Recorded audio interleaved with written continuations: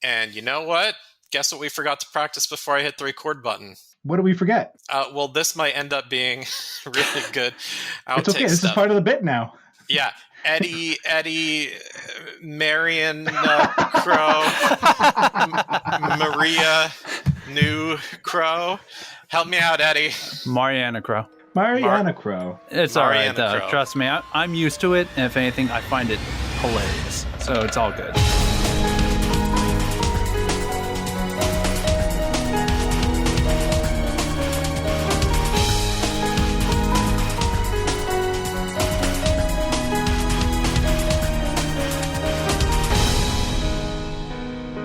Hi, everyone, and welcome to episode 105 of Rhythm Encounter, the RPG fan music podcast. I am your guest host, Patrick Gann, and joining me today we have my... Oh, thank you. We have my co-host, Greg Delmage. Hi, everybody. So today, our special guest and the subject of today's episode is Chained Echoes composer, Eddie Marianukroh. Woo. And Eddie... This is really exciting having you on the show. I'm wondering, have you been interviewed on any podcasts since the game came out? Nope. This is your first. Oh man, we got the exclusive. Yeah. We got the exclusive on Eddie, ladies and gentlemen. Oh boy. Yep. Today we're going to take a deep dive into the Chained Echoes soundtrack, hoping to gain some insight from you on your writing process and inspirations, alongside listening to a couple of great songs that you wrote for Chained Echoes. We asked you ahead of time to bring along some of your own favorite game music compositions and arrangements from yesterdecade, though some of these arrangements are actually quite new, which I'm excited about. Eddie, welcome to the show.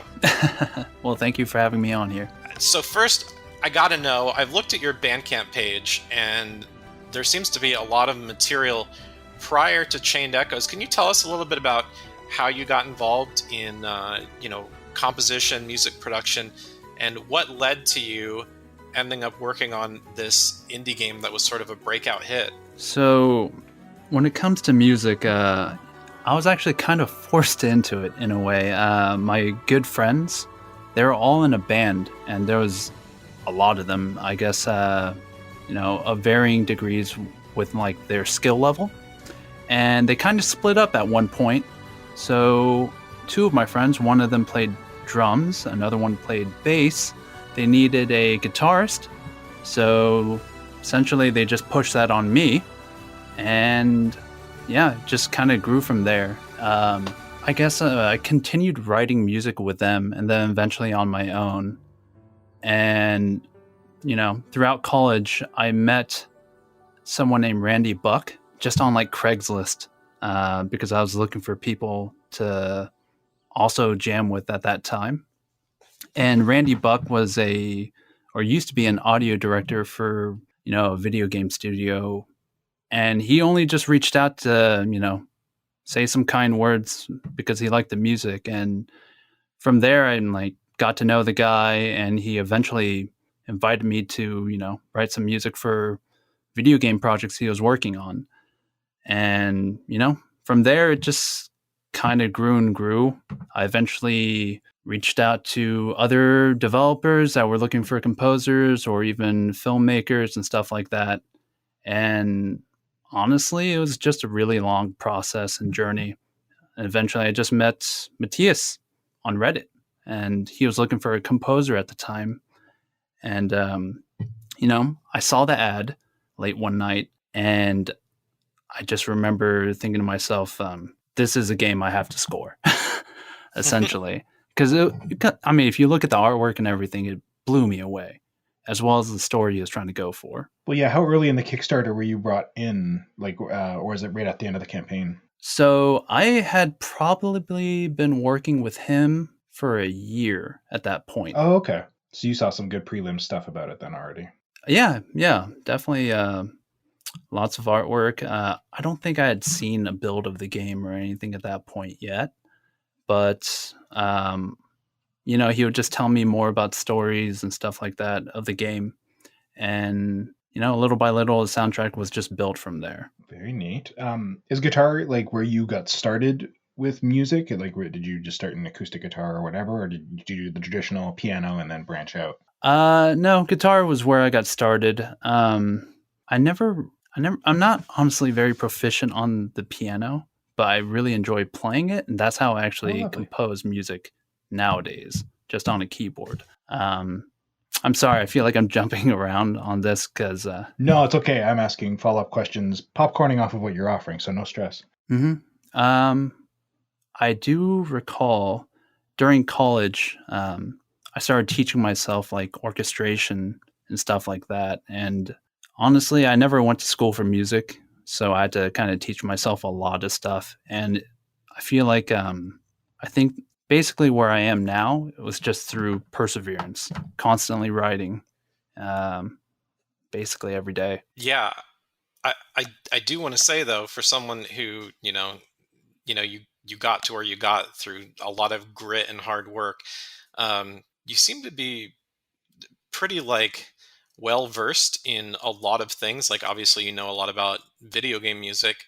I also noted though in the little like liner notes, virtual liner notes blurb right up for the Chained Echo soundtrack on your Bandcamp page, you have a quote from Maurice Ravel about the songwriting process. And so I imagine alongside that, then you know who Maurice Ravel is, and I imagine you've listened to some of his music. Yeah, big fan of his music. I remember, I think the first piece of music I heard from Maurice Ravel was his Pavane for a Dead Princess. And I remember hearing that and just being, taken aback by how beautiful he was able to write for something on the piano. Mm-hmm. And at that point, I just fell in love with like piano music and went on writing piano music for probably like, I don't know, 1 or 2 years, eventually moving on to the orchestra.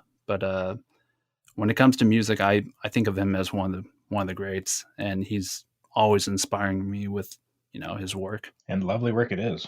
Yeah, and the two impressionist composers of that era, Debussy and Ravel are sort of the big two. Oh yeah. Love them both. On a personal level, the first time I ever heard Ravel, and the first time specifically I heard Ravel, was Pavane for a Dead Princess. That song was used to great effect in Breath of Fire 4. And that's actually the first time I heard not just that Ravel piece, but anything by Ravel. And so I actually learned that song by purchasing and listening to the Breath of Fire 4 soundtrack when I was a teenager. Nice. And I think I even noted that in my Chained Echoes review. Well, I didn't note that bit, but I did note that Ravel is used in Breath of Fire 4 because that was sort of my first connection to him. So it's always nice, picking up on the classics through new and reworked material, which is, fun because we're going to get into that a bit today in a different way with some of the songs that you've brought along to share with us today, Eddie. Sounds good. Which, I'm very excited about. Before we get to those, though, real quick, E sound signal, mm-hmm. Is that sort of is that a moniker for your studio, or is that a name for like a production company? What does that name mean? It's just basically anything I do my music work under, I guess, whether it's considered a studio or whatever. I just wanted some kind of name for a website as well as, Bandcamp and where I can, post my music. Basically it. But otherwise, when I do my actual work, I just use my name. Got it. So E sound signal felt more professional and slightly fewer syllables than your beautiful last name. Yeah. Basically. Super cool. So, hey, we were talking about, the kind of awesome music from, I think, our younger years. And I don't know exactly how old are you, Eddie, and you don't need to tell us, but some of what you're sharing today includes, older music that's been reworked much more recently. Mm-hmm. So one of the songs you brought is from Chrono Cross, but it's an arrangement of Chrono Cross. Can you tell us a bit about it? Sure. So the song is called A World Betwixt. It's from, Chrono Cross and written originally by Yasunori Mitsuda. It's arranged by the brilliant John Paul Hayward, who loves that game and soundtrack. I think it might be his favorite of all time. I'm not entirely sure, but I got to talking with him right around the time the Chained Echoes Kickstarter came out, and he was a fan of my music, and eventually, I got to know him, and I learned that he is kind of a genius. he's very good at what he does, and he eventually did came out with the Cross Symphonic, which is his album of arrangements from the Chrono Cross soundtrack. All right, and then after you guys hear the Cross Symphonic World Betwixt, I selected a track from Chained Echoes, obviously written by Eddie. It's called Flower Fields of Perpetua, and it's one of my favorites. Thank you. So take a listen.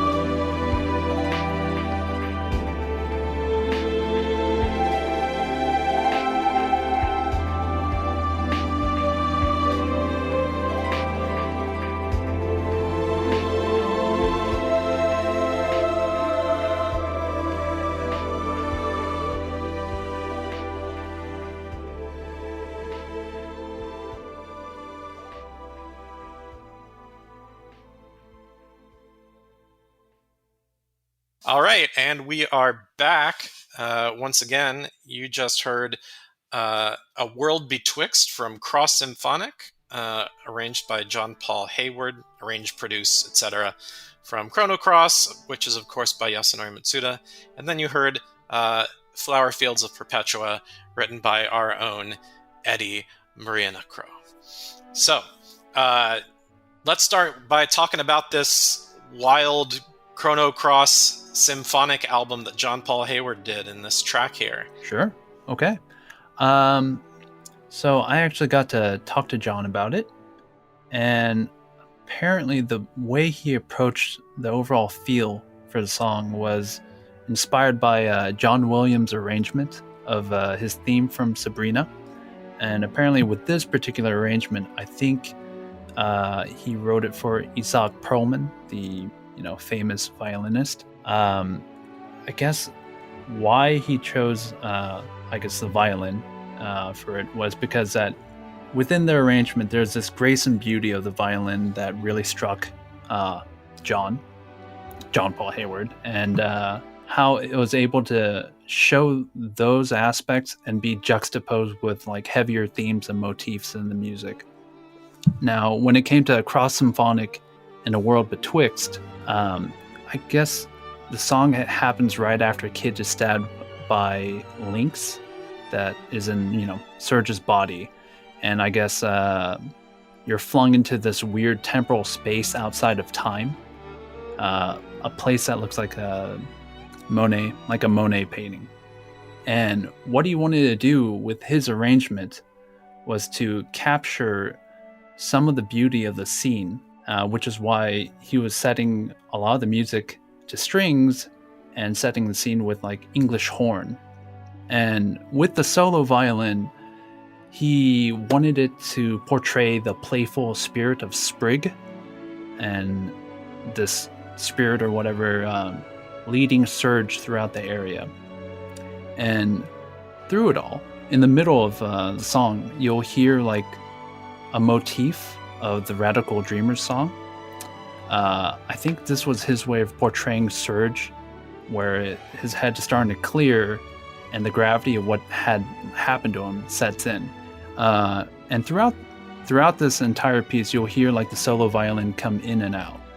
I think it shows up twice. I can't fully remember, but on the second half, what John was trying to do with the solo violin was to have it be almost comforting to Surge, telling him that everything is going to be all right. And in a way, for him, it kind of morphs into some version of Kid, whether it's Surge's subconscious or something more, but basically trying to comfort Surge and tell him that everything's going to be all right. Wow. Talk about taking an original track and very intentionally blending the narrative in a way that, chances are Mitsuda, when he wrote the source material, that being Bend of Time, probably didn't have access to or was not fully aware of what we were able to see in the finished product, with the opportunity to play the game. And so what it feels like to me was Hayward took, his own experience with the game and said, okay, I can turn this music into something, that not necessarily better suits, but on its own tells the narrative in a new and fresh way. If you go back and listen to Bend of Time, it's disc 2, track 2 on the Chrono Cross OST. It's still definitely, it's peaceful. It's got the guitar work, but there's something, just the instrumentation alone, a lot of intentional work in, like what you talked about with Sprig doing the work of guiding Surge through this space and being reminded of, what he's there for and what he needs to do, and obviously dealing with, a sense of somewhat misplaced guilt, because he's not the bad guy, but he's been set up to be at this point. I mean, honestly, I kind of think that's one of the defining aspects of John that just shows his brilliance with this kind of stuff, because he's able to really portray a narrative just from hearing one song and then arranging it in his own way.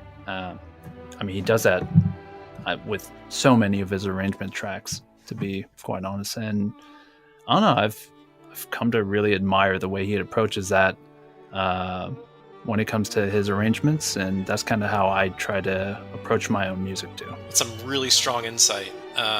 Really, really glad to have had you pick this song so that we could get more insight, not just in how, a colleague and someone that you admire is working, but also how you're working, Eddie. One actual thing about the recording that I think is kind of amazing is he mentioned to me how the violinist, apparently they had to fly in for the recording, and I guess something happened at the airport where they ended up getting stuck and missing their flight, so they had to end up showing up at a much later time. And they eventually did make it to the studio, but it was pretty apparent they're pretty exhausted from the entire trip. And despite all that, she went into the recording booth and just nailed it right away. Professional. Yeah.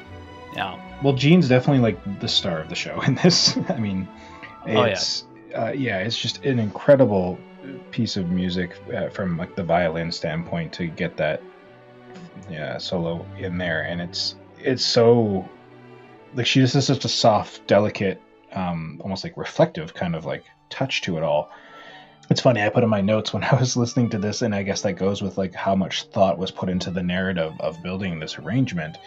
If Patrick had came to me and was like, "Oh, here, listen to this great piece from Studio Ghibli," I would have believed that some little girl is crying about her friend, the spirit of the North Winds, who everyone thought was dead and is suddenly coming back, and telling her grandma how much she loves them or something.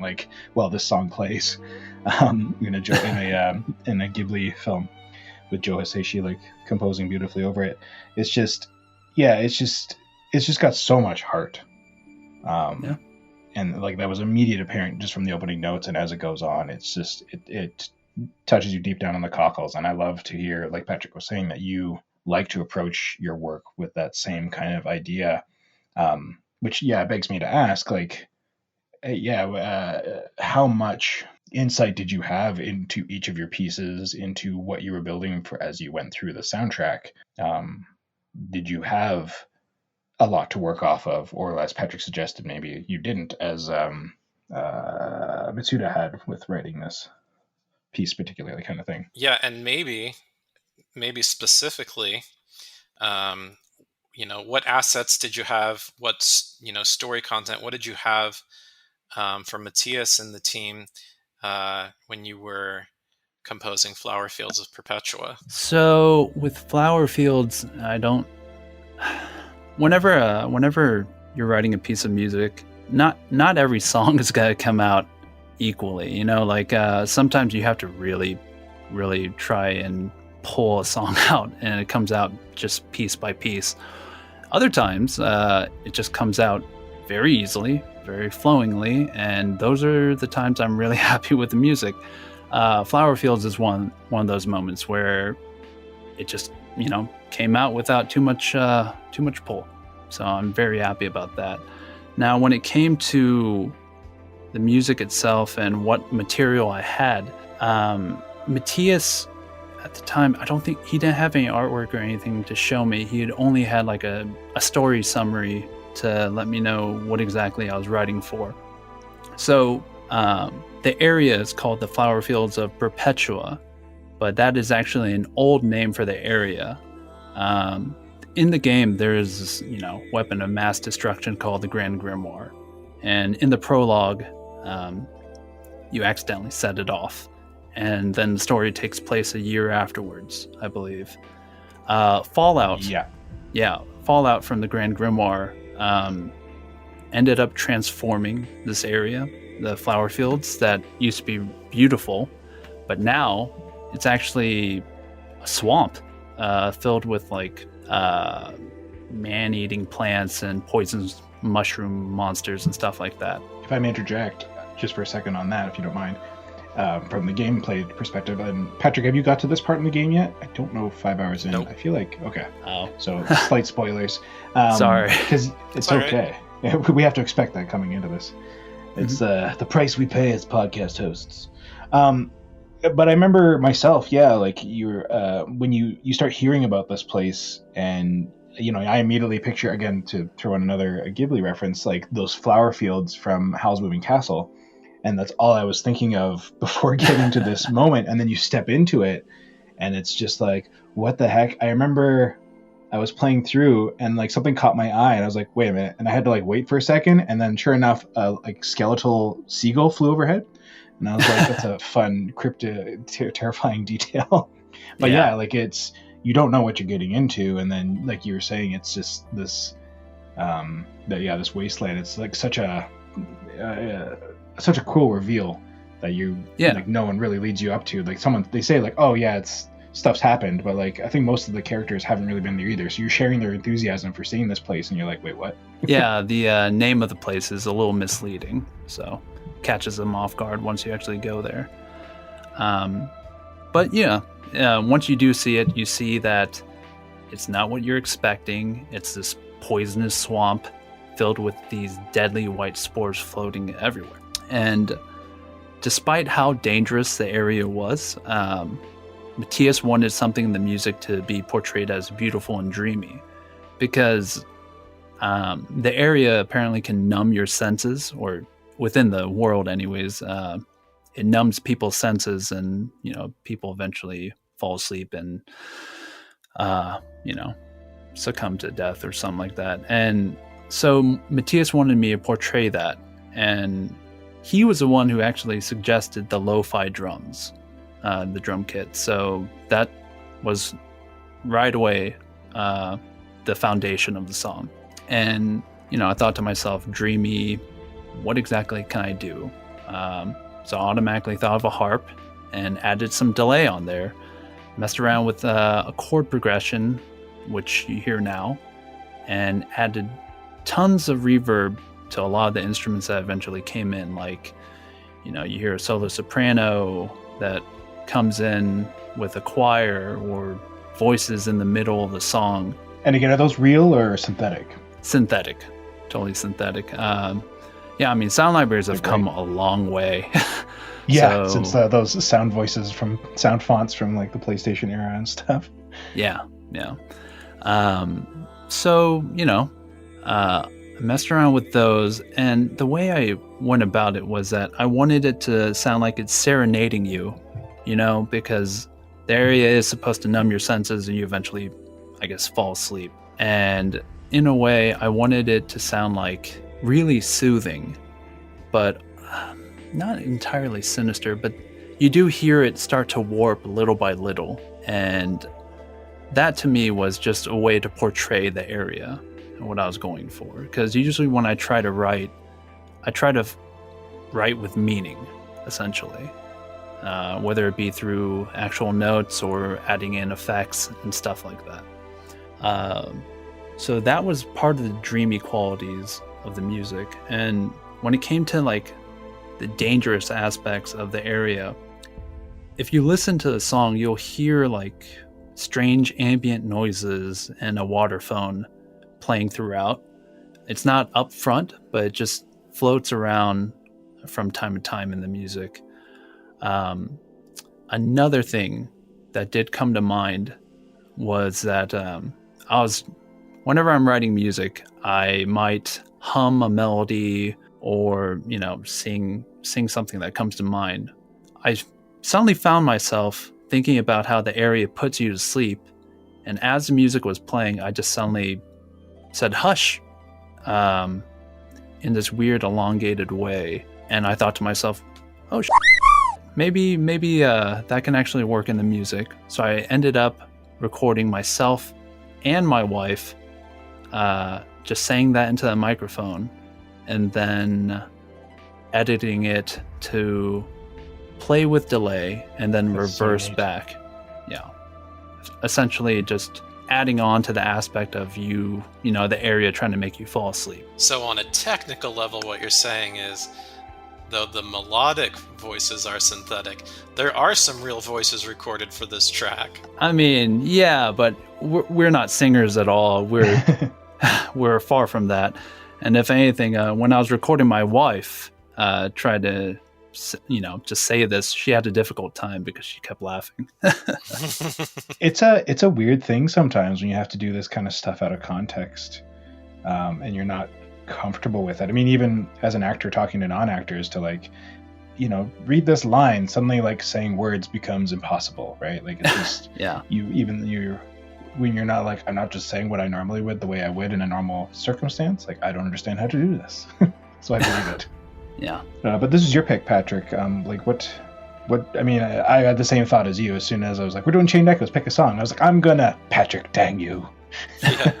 Yeah. I felt like I couldn't not pick this one.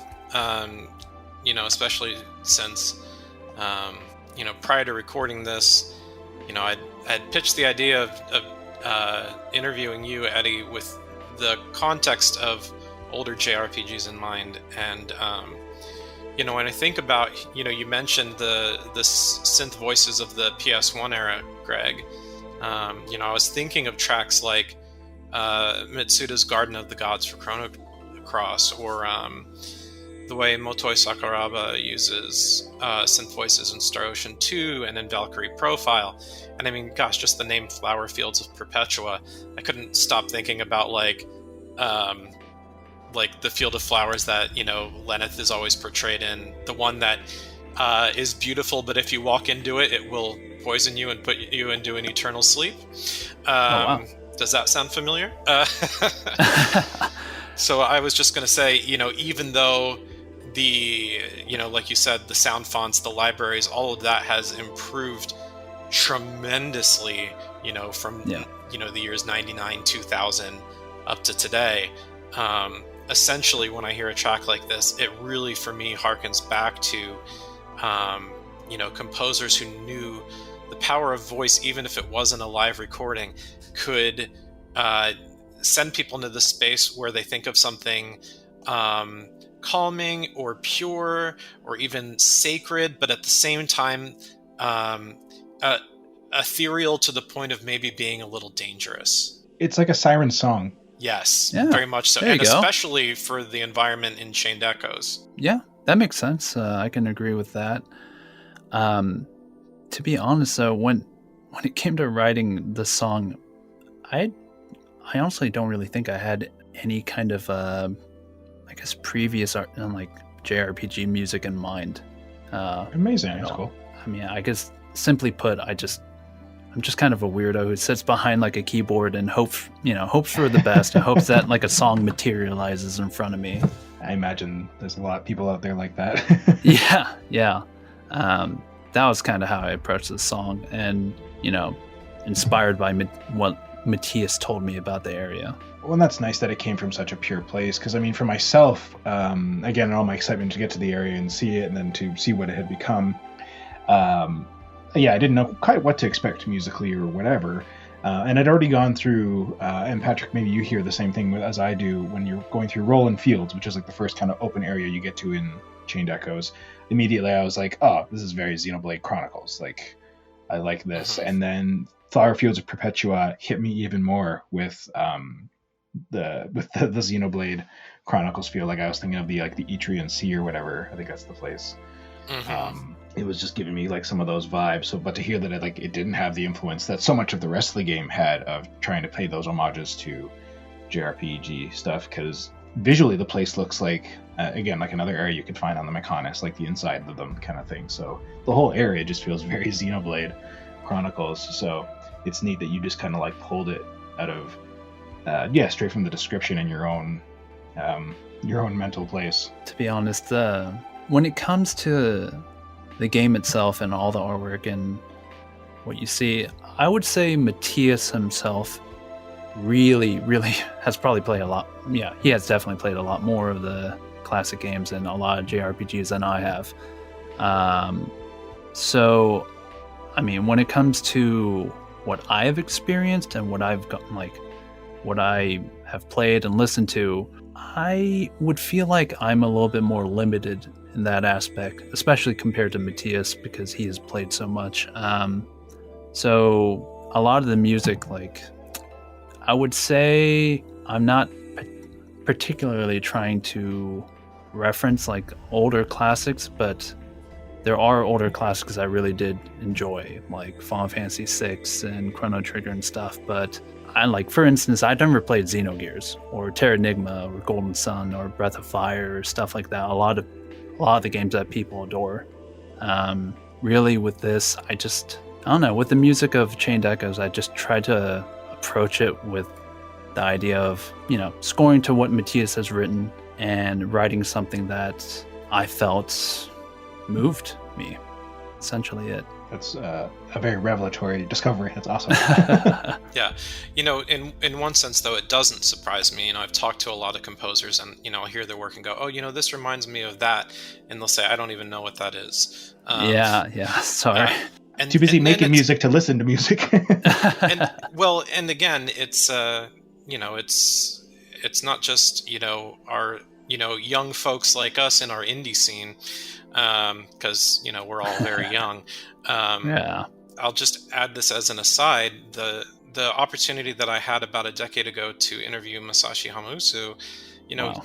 as a Japanese game music composer, we talked about Impressionism earlier and Ravel and Debussy, and I mean they're pretty common names. I mean, early 20th century, they might not be as famous names as like Bach, Mozart, or Beethoven, but if you know your classic music, it's up there.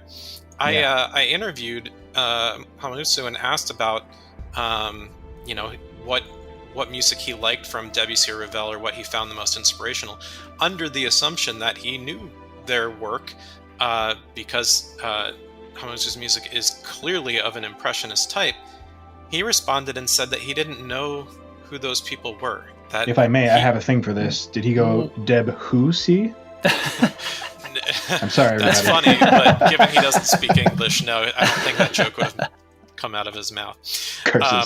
No, he just and he was actually, he went to a conservatory. He's classically trained, and he was just like, yeah, I don't know those names. And then I thought, like, I wonder if there are like big famous like Japanese impressionist composers from the 20th century that I just don't know because I only know the Western scene. But like, I was going to say, yeah, it's a very Western point of view, yeah. Right. So it kind of shocked me and like made me like check my bias and made me think about like what I know and what I think, connects the dots and how I think I would be inspired were I a composer. That's not how everyone thinks. And, I had my suspicions, Eddie, that, despite, being able to produce some similar soundscapes, that any similarities we found, I had a sense that they weren't going to be intentional similarities. The closest we might get is, if Matthias himself said, hey, try using this or try using that, because he's thinking of some of his favorite scenes, because like you said, he is well versed in sort of the old school JRPG world, and wasn't ashamed to sort of leverage that to make something new and beautiful. Yeah, he still very much did his own thing, which is the glory of that game. Yeah, if all you do is copy, that's, it's like, that's nice, but why would I spend money on it? And Chained Echoes is definitely something special. So before we get to our next two songs, Eddie, can you talk a little bit about John Paul Hayward's collaboration with you on the Chained Echoes soundtrack? Because he did work with you on the soundtrack, correct? Yeah, he, I'm very grateful for it. He did do quite a bit of work. It was mainly with contracting musicians, and because I'm not a formally trained composer and I haven't really studied, any of that kind of stuff, I don't know how to write sheet music or transcribe sheet music. I don't know any of the technical terms or any of that kind of stuff. I had to learn how to write music in my own way, and with him, he actually knows all this kind of stuff. So let me think. When it came to, I guess, the main theme or the ending theme, stuff like that, I've talked to Matthias about it, where he was thinking that having a strong intro that would hook people into, whatever you're playing or listening to, and then having a outro or an ending theme that would leave people wanting more. That was kind of what always stuck in my head. So we thought that having actual live players would kind of do that musically in a way, or just enhance the music to do that. And so I hit up John Paul Hayward, and it was through our work together on stuff like this that gradually we just brought in more and more musicians throughout the soundtrack. And he's always been the guy I go to when I needed to hire out people. There are certain people that I actually just reached out to, like a good friend of mine, Matthew Harnage. I've known him for a while, and I had him play acoustic guitar on the rainy city of Tormund, or even another composer, Jasmine Cooper, lend her vocals to, I can't remember the exact name, but for this area called Shambhala. Oh, and the shoot. Yeah, I know exactly what you're talking about, but the city in the sky. Mm-hmm. Was that Sapinche or? No, it's actually, let me double check. A Tale Carried by the Wind. Oh, A Tale Carried by the Wind. That was my next guess. I was gonna say, I've gone through it recently. I can't remember the names. There we go. It was, honestly, it was through these like recordings where I started falling more and more in love with having other people come in and record, because it honestly brought some life to the music that I couldn't really achieve on my own with sound libraries. I think the first, it really does. And the first track I remember, I believe, that had a recording was actually the standard battle theme, calling upon bravery. And I actually reached out to John to figure out how to get solo violin on there, and he eventually reached out to Patty Rudisil, fantastic violinist. You should look her up. She does plenty of arrangement videos and posts them on YouTube.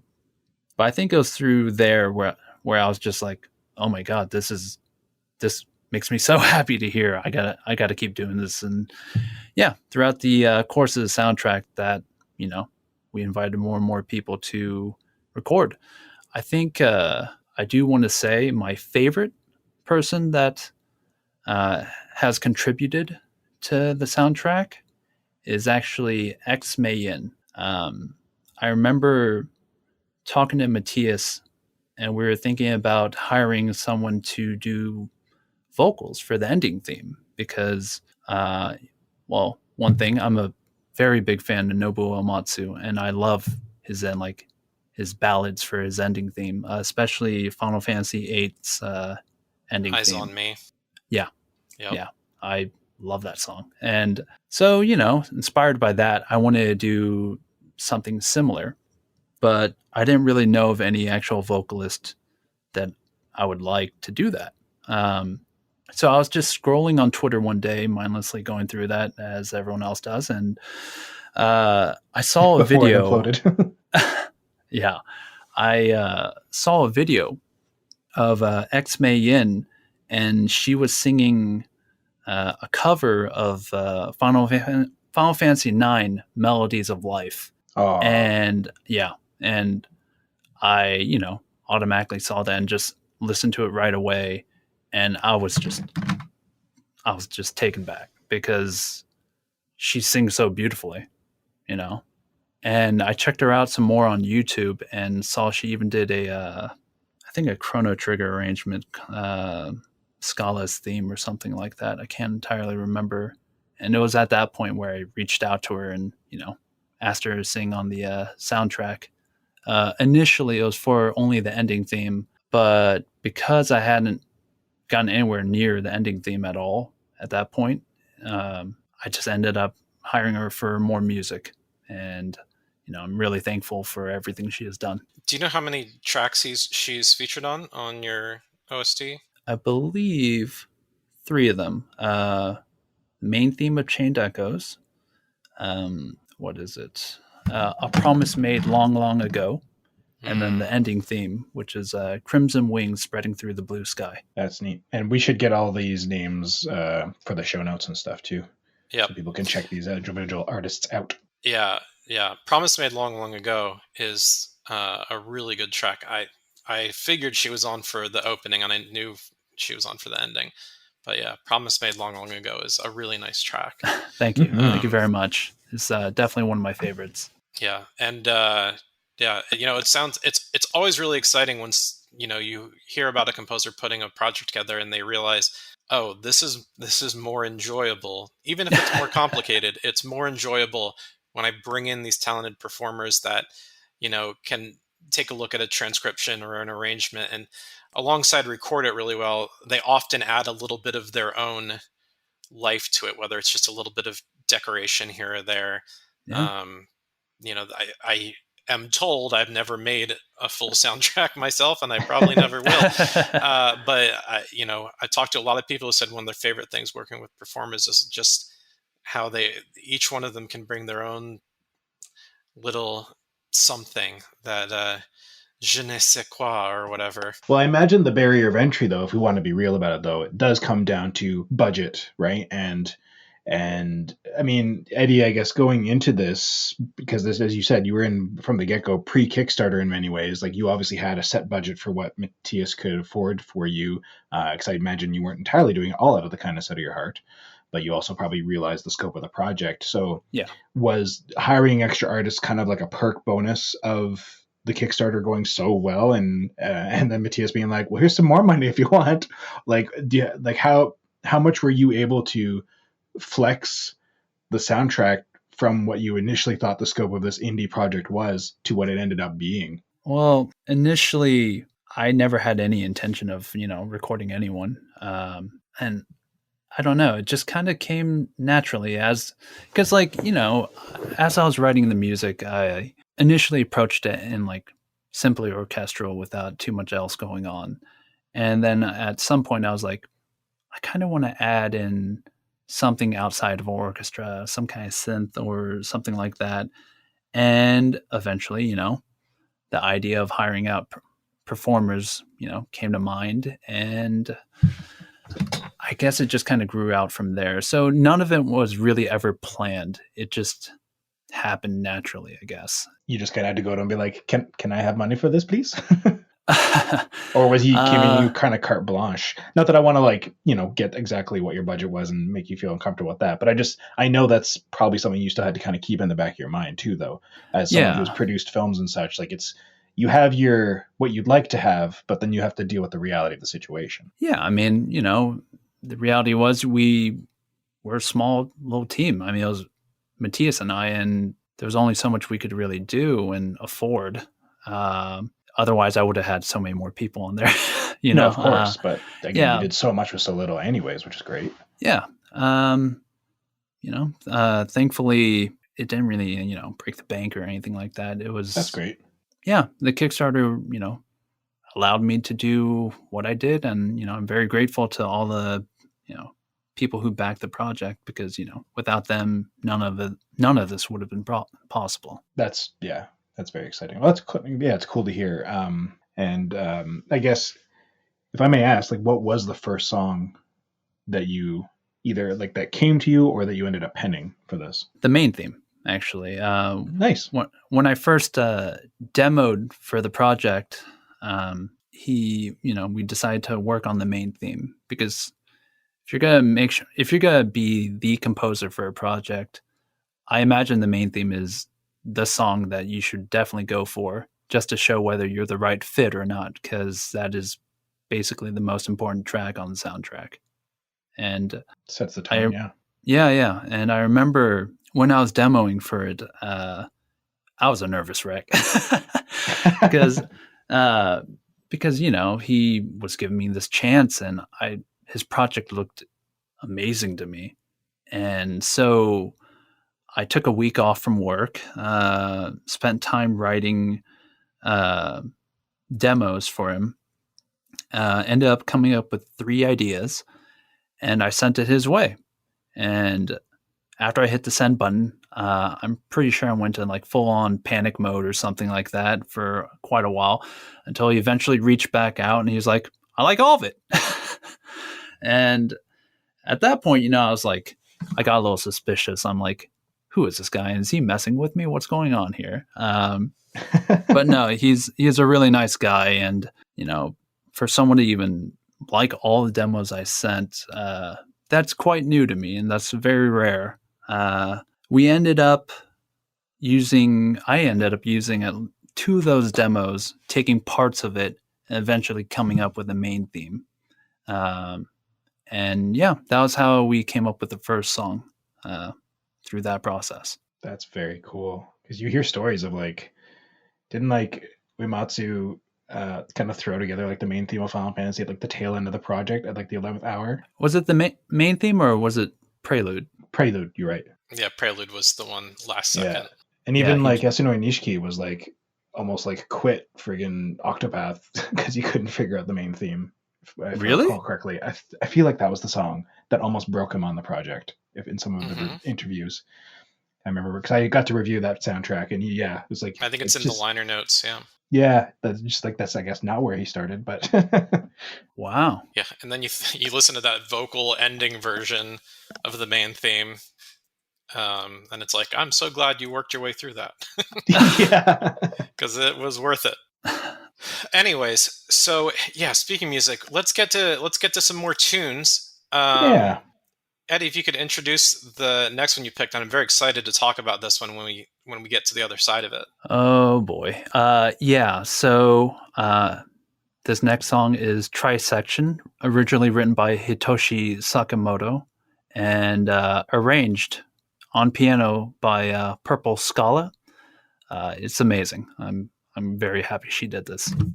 And this is a Final Fantasy Tactics battle theme, Trisection, for those who aren't aware. Yeah. And which version was it? Because I know she's done 2 different versions. It's the version that is on the soundtrack, or they actually just released a Piano Collections Volume 1 and 2 in the last year. Very recently. So this is I think it's the second version. It's the updated version that they ended up using. Yeah, I was going to say it's a much more dynamic one, but we'll get into that. Cool. Just want to make sure I listen to the right thing. Yeah. And then after that, Greg, which fantastic Chained Echoes track did you pick? Yeah, well, it was tough because again, you took what was probably my first choice, and then as I was kind of reviewing the soundtrack and picked it up for myself and was going through things and trying to remember like what moments in the game stood out for me, but I also wanted to try and get something that was a bit different from a lot of the chill stuff we've already got on the playlist today too, to shake it up. I ended up going with Standing Tall, the Mountains of Kortara. All right, so there you go, folks. We're going to listen to PurpleSchala's arrangement of Trisection, and then we're going to hear Standing Tall, Mountains of Kortara. So we'll be back soon. Enjoy.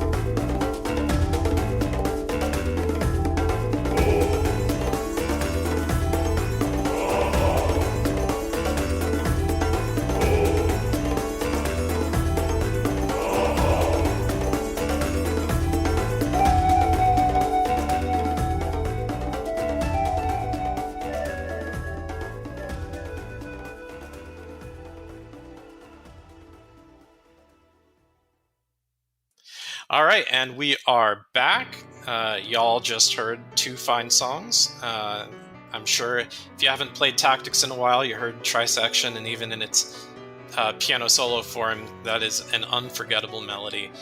And then, of course, you heard Standing Tall, Mountains of Kortara, which is another lovely track from the Chained Echo soundtrack, performed by our very own... Can we claim you as our very own, Eddie? I think you have to talk to my wife about that one. Okay, so... That's a fair point.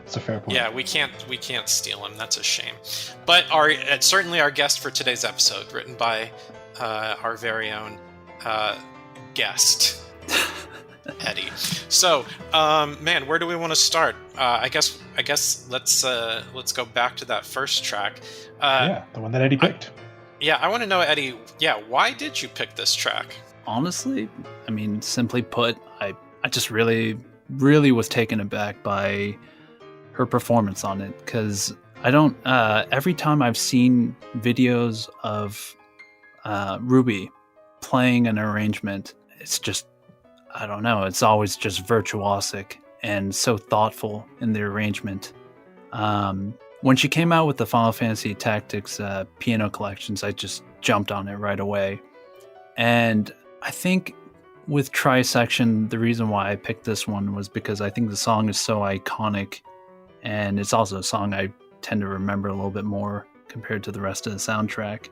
And the way she approached it, it starts off so strong and sets the tone right away. And that to me was, I don't know, I guess it just kind of caught my attention, and I couldn't help but like smile when I started listening to it. But halfway through, that smile turned into like my jaw just dropping, because she starts playing the, I guess, verse or main melody again, but doesn't hold the sustain pedal. And it's just like this like flurry of notes that just flies right past you. And that to me was kind of, how do I put it, not just the brilliance of her like arrangement, but also just showing just how incredible she is at the piano. And I mean, it's pretty obvious that she loves the music of Final Fantasy Tactics, and just listening to the piano collections, there's clearly a lot of reverence in her music. Or in the music. Do you have experience playing FF Tactics yourself, or listening to the original soundtrack? So I have played the game and beaten it a few times when I was much younger. I need to revisit it, but I have not played it in a good long while. And in terms of listening to the individual soundtrack, I have not heard the soundtrack in a very long time, to be quite honest. But I do know it is filled with lots of great music. But yeah, I mean, I don't know. You just... Your favorite job? Yeah, there you go. My favorite job? In Tactics. Yeah, in the game. It might have been, I feel really lame, but maybe the ninja? There was a ninja, right? That one. Yeah, there was. Dual wielding is a good idea. Yeah. Sure is. Yeah. Ninjas are pretty savage some days. Anyways, you're right. Like, the music's fantastic. I want to talk a little bit about, we're referring to this as the Final Fantasy Tactics piano collections. So, Ruby Toung, aka PurpleSchala or PurpleSchala, there's so many things to pronounce multiple ways today. Yeah, whenever we ever get like a voiced version remaster or a remake of this game, and they finally start pronouncing it, and then the internet's going to go wild once again of, that's not how you say it. Like Titus? Yeah. Just Tidus? take me back to the basics. Just give me GIF versus GIF. I can live with that forever. But she has years worth of really good stuff on YouTube, and you can actually, if you dig through, you can see there's actually an older version of Trisection that she since updated that is used in this very recent release. You can actually get Final Fantasy Tactics Piano Collections Volume 1 and Volume 2 as not just digital releases, but CD releases as of like a month or two ago. This is early 2023 that they were published on CD form, so you can actually have these physically. But they are not like, they're not published by Square Enix. They're self-published by PurpleSchala. So it's like, I was just, looking at this in the history of piano music with Sakimoto, because for the longest time, I've been following a very cool dude named Casey Ormond from Australia, who had in 2011 done a Valkyria Chronicles piano collection, and then just 1 year later he did the official Square Enix funded and produced Final Fantasy XII piano collections, which people have differing opinions on, but I thought was very enjoyable, very good, and very fitting. And there had been some talk behind the scenes, and I think there was a lot of fan expectation that Ormond would just go on to do a Tactics piano collection next. Well, that never happened, but what did happen was, with PurpleSchala putting out these 2 volumes, while most of the arrangements are her own, and obviously she performs on both volumes, that's all her performance, she does have some guest arrangers, and on Volume 2, there are 2 tracks from Casey Ormond that he provided the arrangements for her to perform. Now, Trisection is not one of them. I believe that's a self-arrange for Ruby. And the whole album's great. I really like Trisection. I must say, the thing that hooked me right from the start is the opening title music, which, in its OST form was piano. It does this little playful thing that is also used at the intro of Beauty and the Beast, for those who may remember how that works. The da da da da da da da da da da da da da.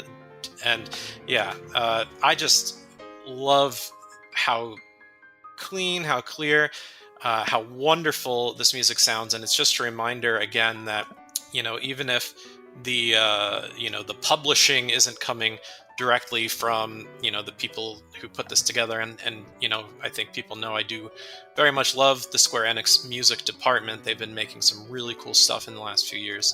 I think they missed their shot on Tactics, and I dare them to prove me wrong by putting out one of their own. But I think it'd be smarter of them to just co-opt and reprint PurpleSchala's 2 volumes and give her a bunch of money, because we already have something really solid here. Well, I think with the rumor mill churning that we might get a remaster of it sometime soon, maybe that's when they'll jump on it like they did with 12, but who knows how execs work over there.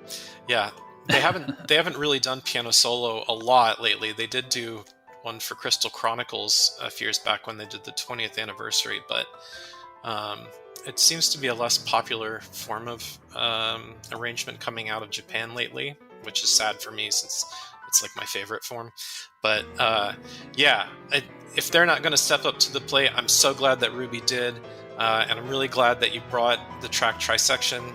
And, thinking about, as you had said earlier, Eddie, you're guitar trained, but as a composer, like many people who compose, you use keyboard as your primary interface tool with a computer to do the recording or the, essentially the songwriting process, even if you're not an expert pianist like Ruby is. It's, I think, at this point, it's pretty standard because, it can connect to your DAW, a digital audio workstation, which is what you compose out of, and just makes life much easier. So even though I can't play anything like Ruby or hardly even play the piano at all, I certainly try, and, everything you hear, that's just me banging my hands on the keyboard.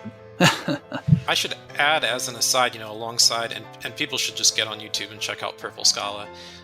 There have been a lot of really good pianists doing their own covers, and even producing their albums. TPR is a big one. Mm-hmm. A recent one I've been following is Cara Comparetto. She's putting out a Chrono Trigger album that's going to be insane, and she's been releasing videos where she plays. It's 3 versions of herself. She's also on Twitch, I think so, yeah. But on YouTube, she's been doing these polished videos where it's like she's cosplaying as like Nadia and or / Marl and Luca and Scala, and like one will be on piano and one will be on harpsichord and one will be on like pipe organ. Wow. And you're dressed as Frog. Yeah. Well, and so you get stuff like that, and who else did I see? This is really interesting. The composer Michiru Yamane has her own YouTube account, and she has, for the last 2 years, just been uploading her own self-arranges of her own music from like mostly Castlevania, so like Symphony of the Night, Aria of Sorrow, Dawn of Sorrow, and also the Bloodstained games. Nice. Her like self-made piano solo version. So like there's some really good piano solo content on YouTube, you know, that will probably never get. Some of it's getting published officially, but some of it is just, if you want to hear it, you stream the video and watch them expertly kick butt on the piano. Well, that's probably what impresses me most about this piece, because I did watch both versions, but like her first PurpleSchala version, Ruby's version, there we go, do that, then we don't have to mince over how to pronounce it. Ruby's like initial take on it was rough. Like it was pretty literal, and it had like a few sour notes. Yeah, whereas now, like, this is like a really great look at how far she has grown as an arranger and a performer, especially with this being her own arrangement, with how much more fun and nuanced the flurry of notes that you describe, Eddie. It's got so much more life in the piece. I am both of them. I love how she dovetails into the victory theme at the end. Oh yeah. And Trisection is great. I mean, my go-to, honestly, whenever anyone says tactics, I immediately think apoplexy, but Trisection's like the next one right after it for me. But yeah, there's so much weight in those like rumbling bass notes under the piece as well, that just adds to the tension that Trisection has when you have that, I guess, the bridge, the A bridge, the B bridge, whatever, that like those staccatos and stuff, like it's so intense. I always picture, anytime I listen to any Tactics music, almost always I can hear the Tactics rain sound effect, especially with Trisection. It seems to almost I just imagine it there. Yeah. And then of course the like of the sword, you know, like you just always hear those sounds. They're just, you can't separate them from the music for me in my mind whenever I listen to any version of these songs. Yeah. But yeah, this is a great piece. It was nice to be exposed to her work. I've only heard bits of it through OC Remix and such, some of her arrangements there. But knowing this album exists, it's going to be purchased soon. Yeah, both of them. I'm in my head toying with doing reviews for both, because they're really, this is some top-notch piano work. And so honestly, I knew of Ruby's work on YouTube. I didn't even realize the music had been published until Eddie, you had sent this song to me, and then I went and looked it up. So Eddie, I not only am I eternally grateful for your work on Chained Echoes, but thanks for this recommendation, because this is just more great music that I'm really excited to dig further into. Oh yeah, happy to spread the word. She did great work. Definitely worth your time. Very cool. All right, so let's get into Standing Tall. Talk to me, Greg. Are you standing tall? I'm sitting tall. If anything, I'm on a stool, so you have to use a lot of core to keep yourself from hunching over. So I'm sitting tall, listening to Standing Tall. I honestly, again, it was like really struggling with what to bring in. I almost debated bringing in some left field stuff, like the Goblin theme song, which I always really enjoy the character that you put into that, and it makes me think of a lot of the goofy tracks and like Final Fantasy and stuff.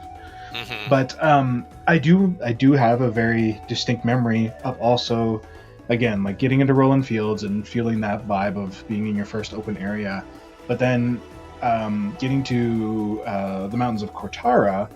Yeah, the track Standing Tall just hit me in an interesting way, like, because sometimes music when you're playing games is there, you like it, whatever, but every once in a while something will stand out and make you like actually recognize, oh, there's music playing, like you actually consciously clock it. And Kortara's music did that to me, because I just like the very earthy feel of it all, like the voice work of it. It feels very strong, and like it's still kind of like very in place with the JRPGs of my childhood in its way of being like, this is a mountain song, but it's also its own thing with like that kind of like running piano, the like is that a glockenspiel or whatever, like the clocky there is a glockenspiel. Yeah, like it's all very like percussive in so much of it. And then you get like that interesting string thing that is usually kind of reserved for like very ethnic kind of music that that people just kind of like paint over.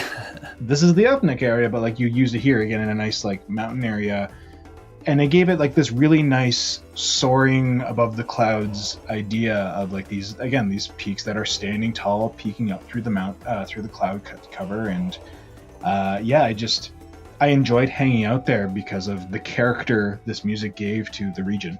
Oh, well, thank you very much. I'm really happy you liked the song. I am a little surprised because I didn't really think the song would really stand out, but I remember Matthias telling me how the person he was working with, I think Michael from Deck 13, the publishing company, apparently really enjoyed this song, and it really just caught me off guard because I don't know, I didn't think the song was anything special, to be honest. Was it hard for you one of those ones that was hard to kind of pull out, or did you again just kind of see it in your mind and go? So to be honest, and it's kind of like Flower Fields of Perpetua. This one just came right out because if you listen to it, the song itself is a loop. It's nothing. Yes. It doesn't really change very much at all. So if you're not really having a loop, it's true. Yeah. So if you're not really having to write too many parts at all, it's not too difficult. And I am I am happy that you did mention like powerful aspects of it and the ethnic feel, because those are what Matthias wanted, exactly what he wanted. It's for an area called the Kortara Mountains. It's this massive mountain range in the middle of the continent. It acts as a border between 3 nations, and it's like neutral territory, but it's filled with like monsters and bandits. And a stupid cave that I still can't find. And yeah, so because of how dangerous the area was and all that. That's all I want. Well, hold on. Which cave are you talking about? I'm trying to figure that one out. That's the thing. Like, well, because it has for anyone who hasn't played it, it has like a reward board thing for doing certain milestone-y stuff in the game, and one of them in every area is finding all the secret caves that usually have a treasure in it. And there's one I'm missing in Kortara that I still haven't found, and I feel like I poured over the area in my sky armors and running around, and I don't know where it is, and it's driving me crazy. So when you ask me which one, I don't know, Eddie. I don't know. I get it. I haven't gone to a guide. So. So this is why this song is stuck with you. You've been spending your last few hours just digging through this region. Well, definitely, I've revisited a lot, and because, like as Eddie said, it's a neutral area, so you kind of do venture in and out of it at various points. Chained Echoes does a great job of not making you retread ground, which is great, as some people have complained about in other things, looking at you bravely default. But it's, but still, when you want to start going, not achievement hunting, but yeah, trying to hunt for the extras and stuff, you will spend time in the areas. And again, it's a testament to Eddie's soundtrack that none of the music wears on you. So thank you. Yeah, but yeah, sorry, you were saying before I went off on my eventual diatribe of finding secrets. Well, just a quick note on that. So I did play the game before it was released, and I was bug testing and trying to 100% the game. I'm pretty sure Matthias takes joy in just trying to hide stuff as best as he can and make you go on this chase. Yeah, you don't want to just find it, but yeah. So wait, if I can remember now. Yeah. So when I first started writing this, Matthias mentioned how dangerous the area was, and he wanted something, I guess in his words, powerful, rough, and slightly ethnic in a way. So with the powerful aspects, it's like you mentioned, it has a ton of percussion. Some really, there's like low percussion that hits, I felt like giving that really strong, manly, aspect to it. And on top of that, you have like medium-sized percussion, like a djembe and some hang drum, and eventually a bass guitar that kind of, I feel like, helps drive the song. Yeah. And when it came to the whole ethnic feel, I ended up putting a pan flute in there to carry the melody. Yeah, and to great effect. Yeah. Oh, thank you. I think you mentioned the whole string sound on it. Yeah. There was that with these like ambient pads I ended up putting in there that has like a voice on there. Okay. I kind of thought that helped with the whole ethnic feel also while portraying like strong winds you would experience in the area. And in terms of like a dangerous aspect, you know, you have the men chanting the throughout the song. You've mentioned before how like previous JRPG like music in the classics, like whether they inspired me or not. Honestly, with this one, I didn't have anything like that, but there was one particular thing that did keep popping up in my mind. I don't know how to say his name, but it's from Final Fantasy VI. You know the feral child? That's what I was thinking. Yeah, it evokes the planes. So, yeah, I was actually just about to bring that up if you didn't. That's crazy. That was like that kept popping up in my head as I was writing this music. Like I think his victory dance or just one of his animations or something kept popping into my head while I was writing the music. So I'm really happy that you thought the same thing. That's kind of funny. Yeah, it was just very evocative of just this wild, untamed area. I mean, it doesn't get more wild and untamed than squirrels and lederhosen, but F those things. Gosh, those things are terrible. But also just the weirdest like left field monster for him to throw in there. But I feel like that might be a nod to his heritage. I'm not sure. Mitsuda is German, right? Yeah. Yeah, he's German, and I know if you do fight them, I don't remember what German phrase they say, but they yell out some kind of German phrase. You see the text on screen, and then they come over to you and just beat you to death, basically. Yeah, unless you have your sky armors. There you go. Pat, don't fight the squirrels without a sky armor. Good to know. It's kind of like those crazy squirrels in Final Fantasy V, the skull dashers. That's actually what I was thinking. Yeah. But not quite the same. Yeah. They're both hard, though. Yes, exactly. That's only one's clothed, one's not, but they share that similarity. But yeah, so when I wanted to bring this out because it was just again a fun standout piece, and I mean by now, Patrick, 5 hours in, you probably have gotten there unless you're just really like wandering around looking for secrets and rolling. That's actually like where I last saved was in the mountains, going to the next area. Okay. That I don't remember the name of, but I know I'm in the mountains. I think you head to the forest or whatever next or something. I think something like that. Yeah. For your music influences and stuff too, like beyond JRPGs, because you said like you did a band and stuff. I don't imagine it was just like a chamber music band or whatever that you got sucked into. Was it like an embarrassing ska cover band, or like what was it you were doing? It was just rock music inspired by like, I guess at the time, heavily influenced by, do you know the Mars Volta? Yes. I know of it, but I don't know the music. So Patrick, you like the Mars Volta? Oh, absolutely. That's great. What is your favorite album? Gosh. Something early. I can't remember the name of it, but it came out in like 07 or 08. I mean, I imagine. Did they have a self-titled album? Well, they came out with a new album, the Mars, a self-titled album, and that's what they're touring around with right now. Yeah, I had heard that one, and I like it, but yeah, I'm big into like old Mars Volta. Yeah, I'm wondering if the one you're mentioning before that is Amputexture or Bedlam and Goliath. I'm not entirely sure. It's Amputexture. Amputexture? Yeah, that's a good one. I guess also you're a big fan of like Deloused in the Comatorium and Francis the Mute. Yes, definitely Francis the Mute.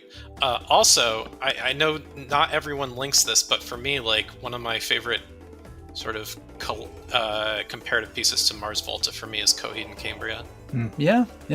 I remember a lot of people the really high voices, the concept album sort of appeal. Yeah. Well, because I asked, because like we didn't bring them on here, but a lot of your battle themes, especially like when you're fighting those like the statue battles for like the equivocal kind of job things, there's a lot of like rock and guitar in there, so I was curious like where your influence came from that, because hearing that you don't take a lot of influence from other JRPGs, because when you hear those like kind of guitars, I think of like Hyperduck, or yes, is that what I'm quoting properly? Hyperduck Soundworks, Chris like a lot of like the Dust East Elysian stuff, Tale. Getting lots of guitar in there, but if that's not your influence, then I was like, it must have come from somewhere else. So you must have some great guitar heroes that you look up to for your influence for those bits. I mean, a lot of it is like Omar Rodriguez Lopez of the Mars Volta, but I also really love like David Gilmour of Pink Floyd,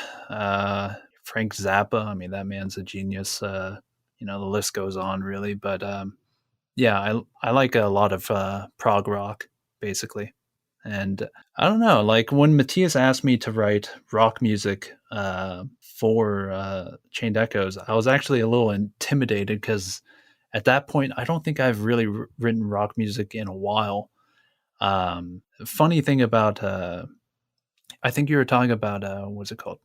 Never Forget Our Promise, the battle theme for when you go to the statues of Leonard. Mm-hmm. That's what you're talking about. Yeah, that one, yeah. For that one, what was kind of ridiculous is that in 2021, February 14th, actually, Texas experienced this crazy winter storm. And I don't know if you guys know too much about Texas. Yes, they but did. I do recall that. That made international news up here in Canada. Were you guys, to be honest, were you guys laughing at us? Because I imagine you guys go through a lot of snow and you guys handle it very well, right? Yeah, but it's not reason to laugh, right? If you don't Well, have the infrastructure, right? Right, you don't have the snow plows ready to go like we do. Well, that's the thing is, like, I'm in Vancouver, BC, which isn't a very snowy area. It's a rainforest, lower mainland in Canada, so our snow hits a little bit once in a while. Like, apparently, I'm in Alberta right now, which is very familiar with it. And I grew up in Ontario, also very familiar with snow out there. So when I moved to Vancouver and I watched the whole city shut down at a foot of snow, I laughed.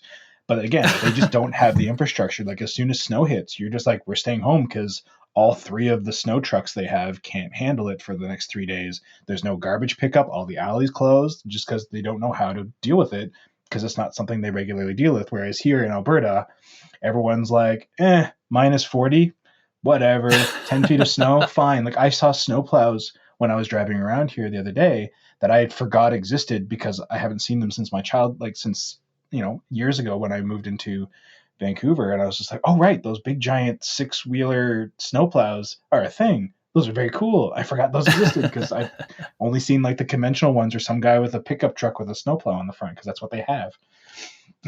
So yeah, when Texas had that, on one hand you're like, yeah, but I mean, it was also just more tragic how your governor was dealing with it or whatever. But it was a thing. But yeah, if you're not ready for it, you're not ready for it. But I'm assuming this is going somewhere with your lockdown.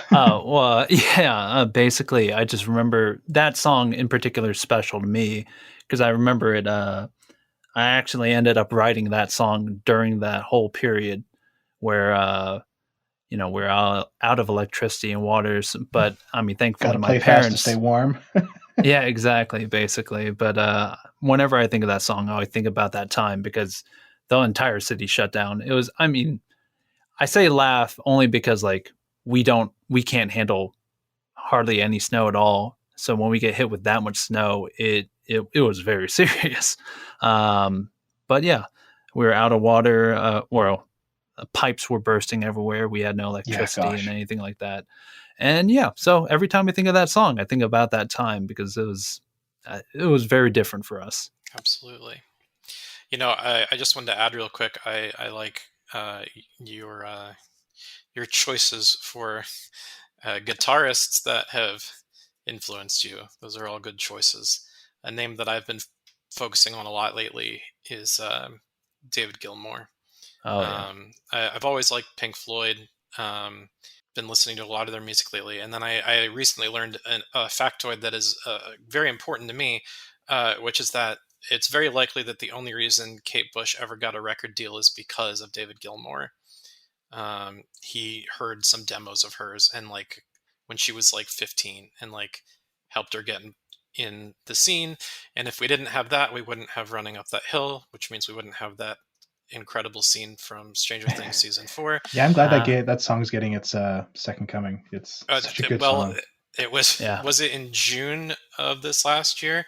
It was the most played, most aired, and most streamed song of the month. It beat out any song newly released that month. Wow. And Placebo's like, do you want to listen to our version too? That's actually I first discovered the song was their version, which is also fantastic. But yeah, I've heard a ton of great covers. Meg Myers has a great cover of that song too. Cool. But I mean, she has an incredible career as well, but she wouldn't have it if it weren't for David Gilmour. So Gilmour, alongside being an incredible guitarist, if you actually look on his Wikipedia page, his association with other artists has a lot to do with him recognizing new talent, playing guitar for them on some of their early work. Like, Wow. he's really paid it forward in the music scene, helping to scout and find talent, especially in the UK. So my love for David Gilmour just continues to increase over time. All right. Well, I think we're about near the end. We're going to have to wrap up. Yeah, I don't think we have any more grilling personal questions. Oh man, yeah. I mean, unless we go too personal. Yeah, we shouldn't do that, because before you know we're approaching the end. Oh boy. We'll be like, hey, what's your social security number there, Eddie? Very personal. I was thinking like underwear brand, but sure, let's go there. Both let's are go with identity theft. Yes, identity theft sounds fun. So if anyone wants to steal Eddie's identity, just let us know his social. We'll go from there. Just kidding. No one mess with Eddie. He's my boy. Oh boy. Yeah. Cinnamon roll, protect Eddie. Which, by the way, a random feature I've discovered in Groove Music on my PC way back when is that like it will just like pull artists' images and stuff. And like whatever photo just happens to be on file in their thing. Like they have this really funny picture of like Uematsu probably playing with like the Earthbound Papas or something, wearing a headband. It's whatever. It's him in his element doing his thing. It's cool. But yeah, then like I was listening to your soundtrack, Eddie, that I bought off of Bandcamp not too long ago. Oh, thank you. Thank you very much. And it pulls your face up. And I was like, oh, that's Eddie. Weird. Oh my God. Yeah. It's a flattering photo of you. You're a handsome fellow. You got your headphones on, so it looks like you're working at music. But I don't know like where they like like do they ask you for that? Did they just pull it from somewhere? Like where does Windows Groove Music just like yank this from, right? Like it was interesting. I just wasn't expecting it when I was listening to your album to be like, oh, now I know what Eddie looks like. Okay. Wait. So instead of the album artwork, it pulls up an artist picture. Oh my God. I have no idea what's going on there, but now I'm just horrified. The power of the algorithm. Yeah, that's just what it's what they do on Groove Music. It does that for all artists. It just pulls up their photo, not like an actual album art. I've always tried to figure it out, but it doesn't. And you can then make it also your screensaver if you want, which is also really funny. While you're playing it, the screensaver comes on and then shows the artist picture. It's strange. So I could just have Eddie on my screensaver. It'd be great. Oh boy. I am so sorry for you and your computer. Oh, I just thought it was a fun factoid that I was like, does he know? I was not aware. Oh my God. Well, now I'm not going to sleep tonight.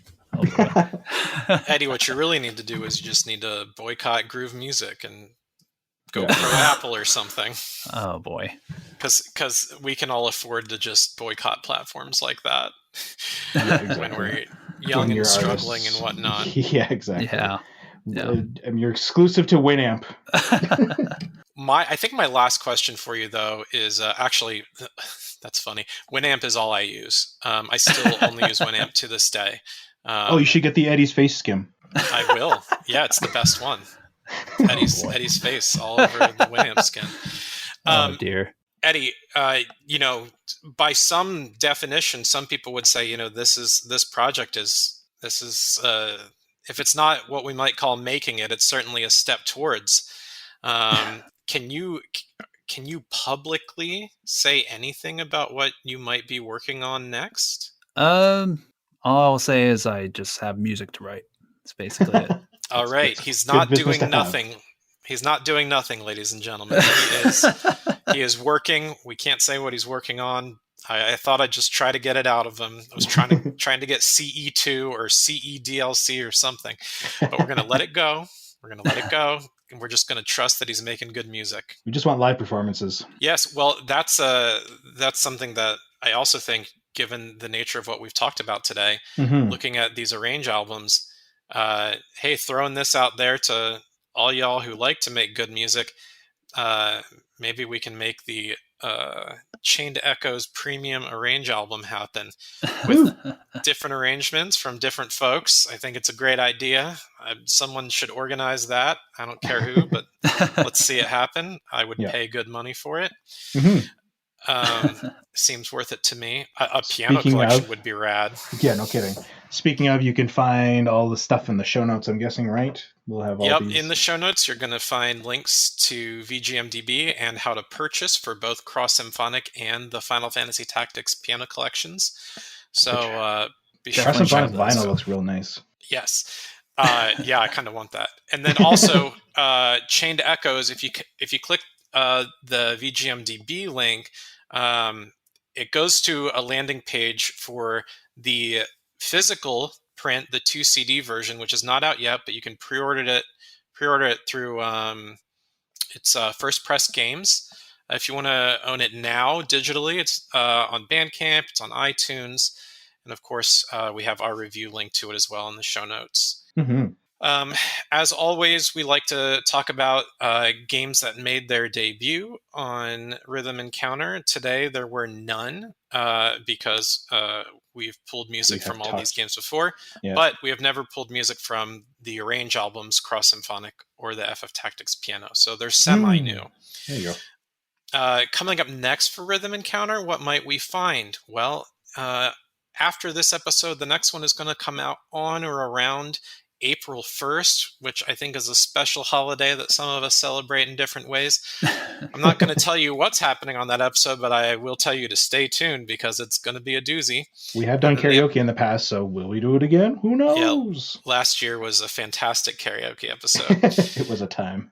Yes. And then the episode after that, we're planning to look into some seasonal music. A lot of people have done winter themes as a great way to do like a top 10 list of VGM, and that's always fun.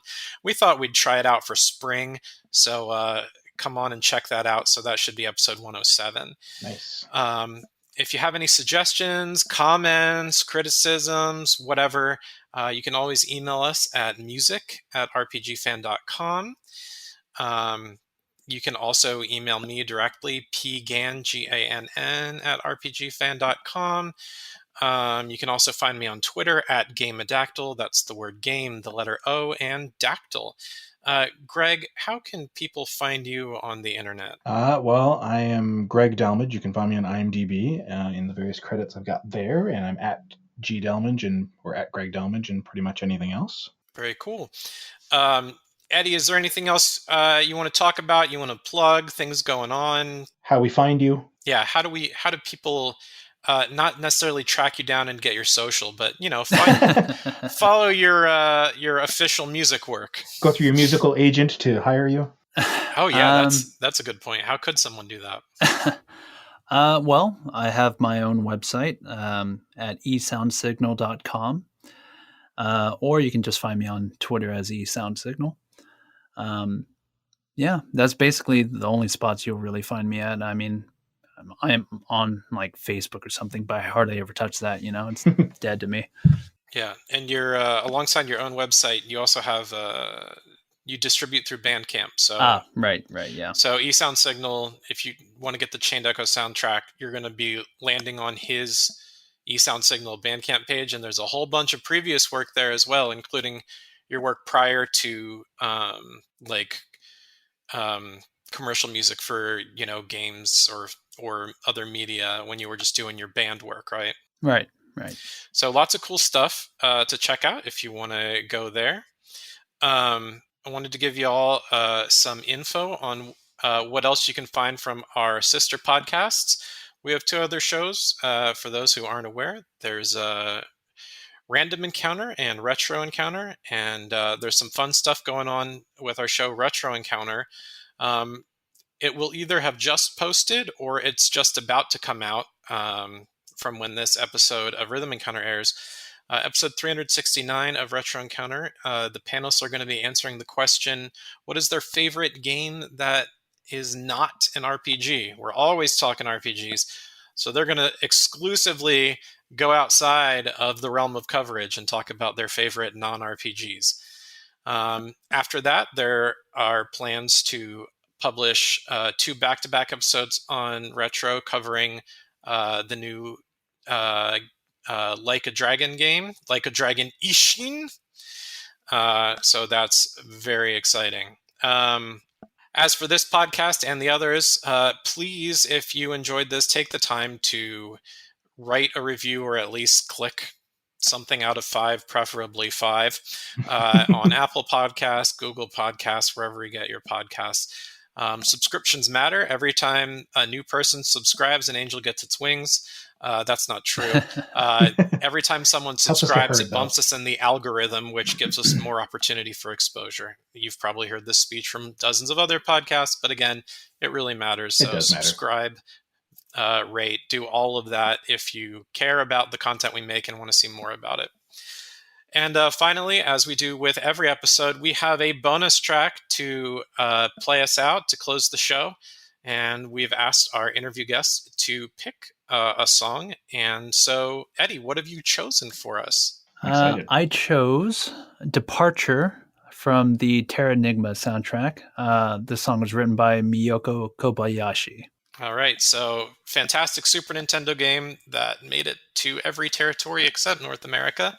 It's sometimes songs listed as Underworld often on YouTube, but its official name on the soundtrack track list is Departure.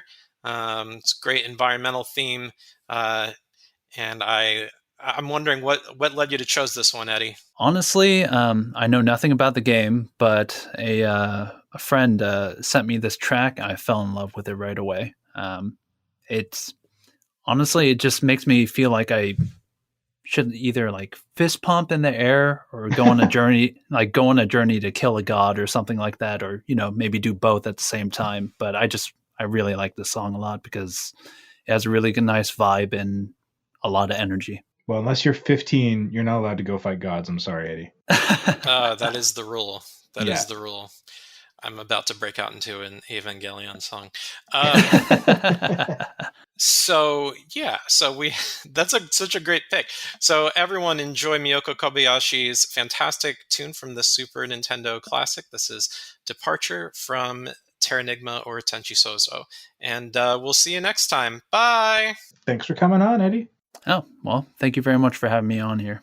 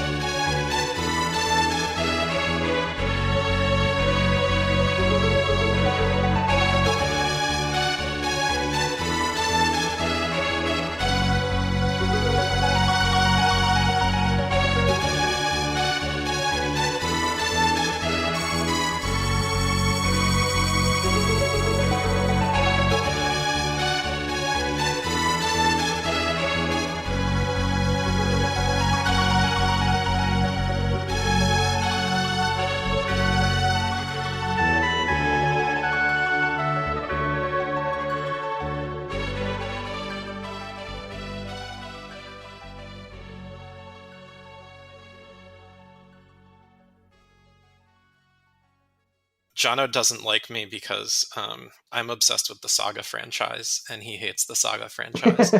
It's our one of his earliest reviews, if I'm not mistaken, when he joined the site. Yeah, he did RS3, the port of Romantic Saga 3, and like I think he wanted to die by the end of it.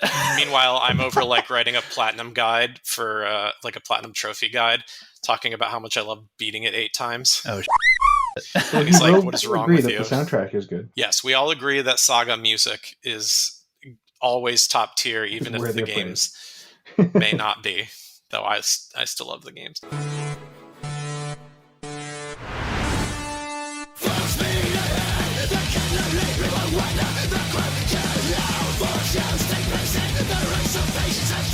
Your best, now look there.